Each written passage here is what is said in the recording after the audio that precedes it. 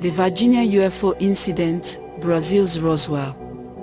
They say lightning never strikes the same place twice. But what if something else came down from the sky that night, something not from this world? January 1996. A small, quiet town in southern Brazil, Varginha. Population, just over 100,000. Coffee farms. Rolling green hills. And one humid evening, something burned through the clouds.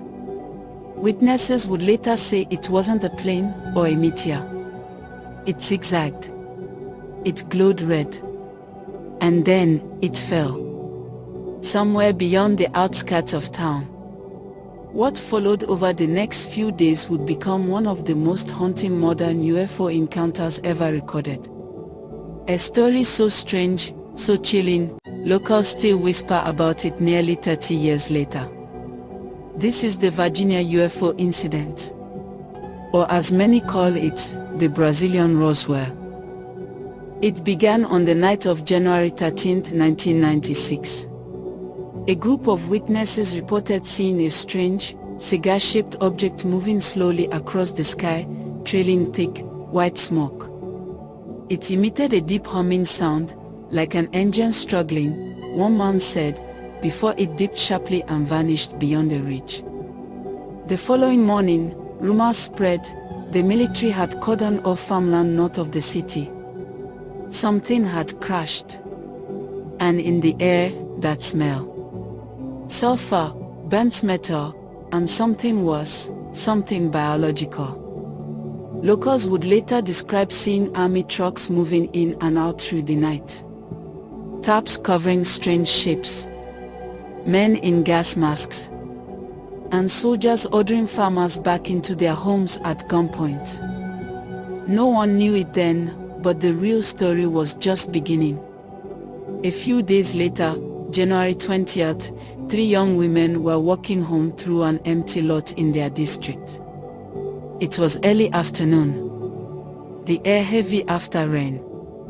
And that's when one of them, Lilian, just 16, screamed.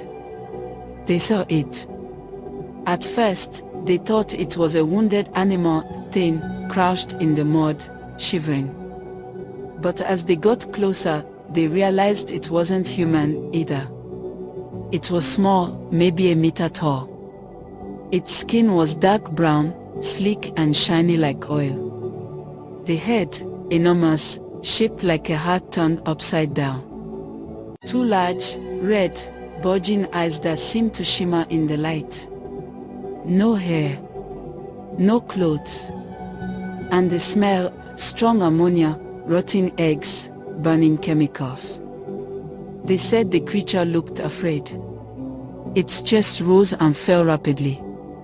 It didn't move, only blinked those red eyes and made a faint, wet clicking sound.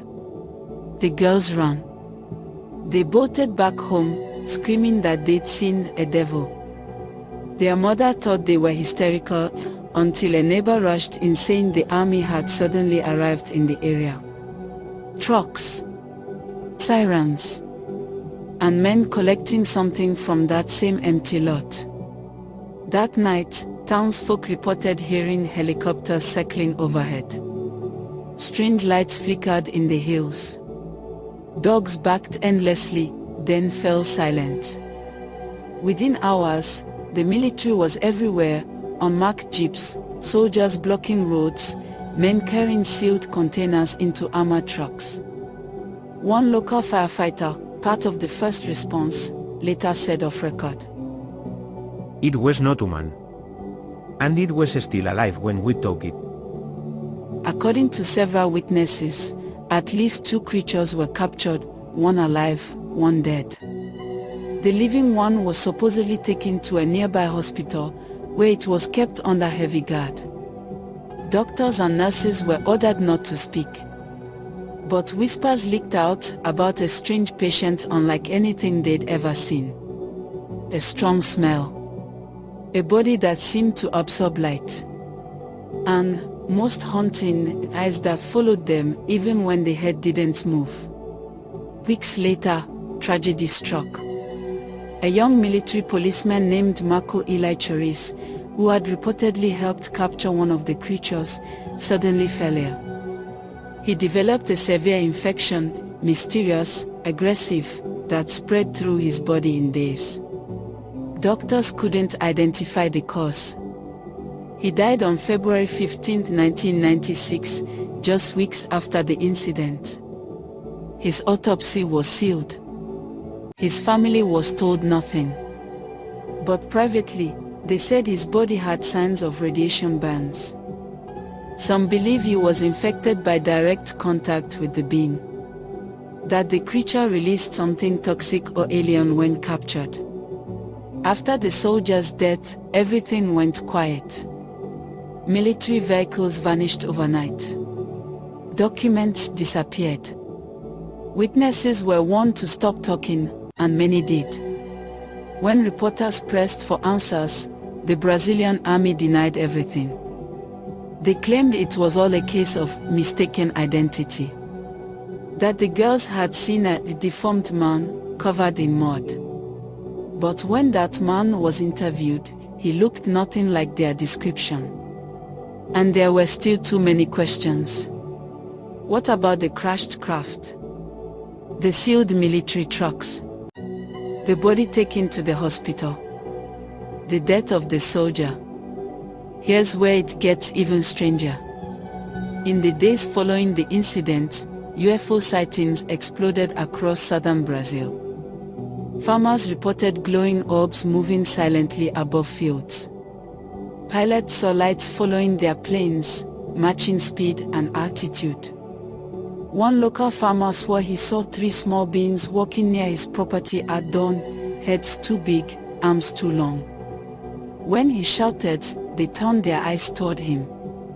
And suddenly, his radio in the house turned on by itself. To this day, Virginia locals tell of shadowy figures appearing in the fog at night. And of a strange metallic hum that comes and goes with no source. Investigators from around the world have studied the case, including ufologists from the US, France, and Brazil.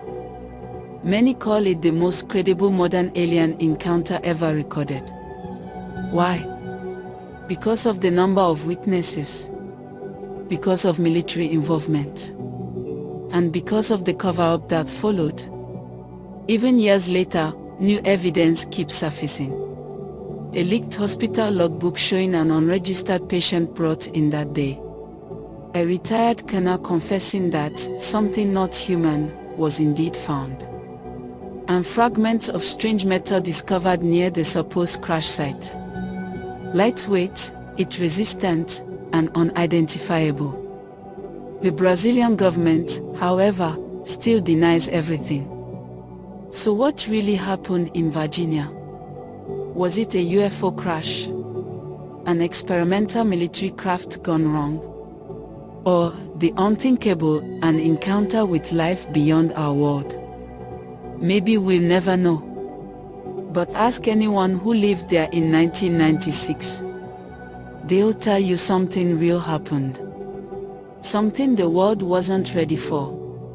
And if you walk the streets of Virginia today, you'll see murals of little brown creatures with red eyes painted on walls, shops, even street signs. It's become part of their identity. A way to remember, and to remind the world. The truth didn't vanish. It just went underground. And maybe, somewhere under the red earth of Brazil, it's still waiting to be found. If you've made it this far, thank you for journeying into the unknown with me. What do you think happened in Virginia that night? Leave your thoughts below, I read everyone. Thank you for joining me tonight on Mysteries from the Orb. If you enjoyed this story, be sure to like, share, and subscribe for more tales from the edge of the unknown.